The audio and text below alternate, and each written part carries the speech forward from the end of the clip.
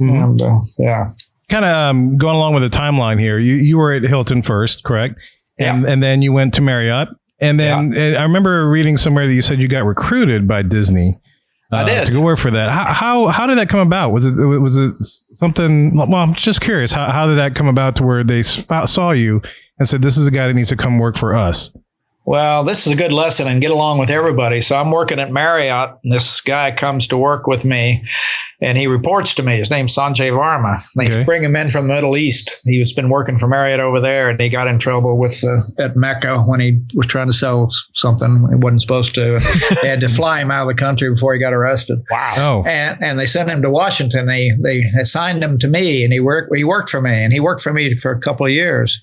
And then later on, he and I were both promoted to vice presidents of food and beverage operations, and we worked together, became good friends. And then he left, and he went to Disney in Orlando. And about 2 years later, I got a call, and he said, Lee, I'd like for you to come down to Orlando and interview to be the opening director of food and beverage for Paris.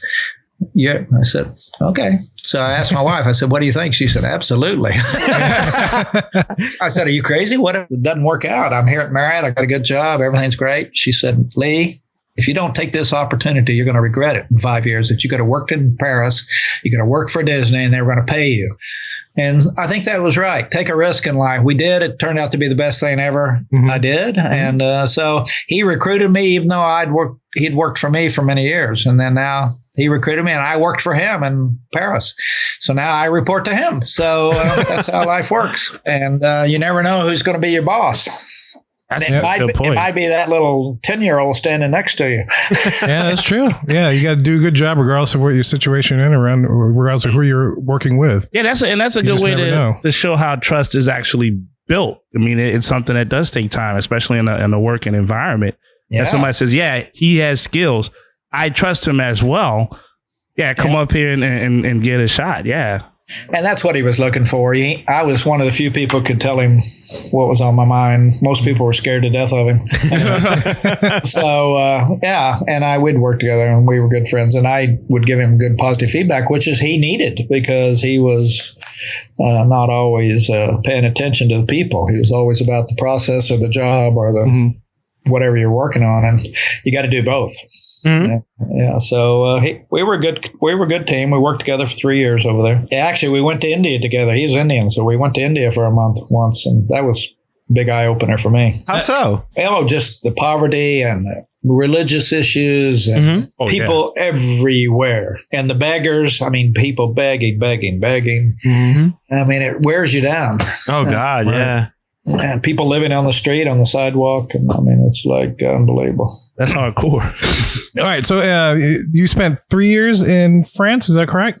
I did. I went there 90 to 93. And then I got asked to come back to Walt Disney World to be the senior vice president of operations for the hotel division. Okay. And I did that for 2 or 3 years. And then I was promoted to be in charge of all operations at Disney. Yeah. So was your background at the Marriott, and then your time over at Disney in Paris, you'd spent quite a bit of time in the hospitality industry. When you take that kind of a job over at Walt Disney World, I mean, sure, they got to get you up to speed on things when it comes to the theme parks. I mean, how do you get up to speed on things like for ride operations or because I can imagine the resorts and it translating well, but did they give you like a presentation? Like, here's what you need to know about how our theme parks operate. How does that work out? Yeah, actually, I was in charge of theme parks for 10 years. I didn't know anything about them. But I had people who did, and that was the key. That's the key in life. Get people around you who are experts, and I had experts.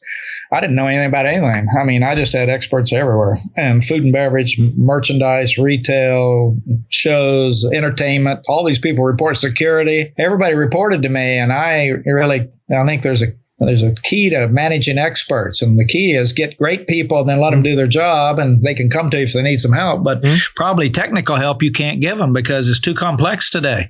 I mean, you got to have so we had just great people, and they did their job, and if I could help them with something, they came to see me, and I tried to keep the team working together, and that was pretty much my job. But I would say, basically, I wasn't an expert in anything. So they come in there, they say, hey, listen, this is what we want to do, and you're like, Makes sense. Go ahead and do it. You did your research. I might ask them a few questions. Say, do you think this is going to work? What's the downside? You know, what if it doesn't work? Can we reverse it? If it's not reversible, then let's work on it some more and look at it a little deeper, make sure we're on the right track. Or if it's going to cost $1 million, let's make sure we got our act together and let's do some more research, get finance involved here and some other experts. But yeah, I think you ask questions, you listen, and if you got great people and they know what they're doing, they usually lead you down the right path. Most people have idiots around them. That's why they get in trouble, you know. And you got to have great people, and when you don't have them, they got to go to somewhere else. And excellence is a state of mind. You gotta just have people who are committed and they're on top of it. They'll go all the way. They'll go all the way for the guests. They'll go all the way for the company. They're committed. So yeah, that's the way I thought about running business. I think I could go run anything because I don't really have a need, and I'm not insecure about not being an expert. Now I got a lot of pushback when I was at Disney because a lot of the park managers, the VPs. They didn't love me because I had never worked in a park. But they got over it. As haters do. No, they got over it. As such, working in the are you consulted on things, attractions maybe that are removed or put into parks? Do they come to you and say, look, this is what we're thinking of doing. We want to put this here. We want to remove that from there. Are you consulted on these or? Oh, big creative changes. WDI, Walt Disney Imagineering, really comes up with that stuff. And a lot of that stuff's decided at Burbank with Michael Eisner and Bob Iger and those kind of guys. I was the operations. I ran it. They put it in. I don't know anything about the creative either. They could ask me, but they're just unbelievable what they come up with. These guys are like you guys, creative. They're artists. They don't understand the word budget. They've never heard of that. They would spend 10 times as much if we didn't keep an eye on them. And but you work together with creative people because you need both. You need the financial results and you need the creativity. Right. And when you learn that, don't fight with them. Get along with them because you need them.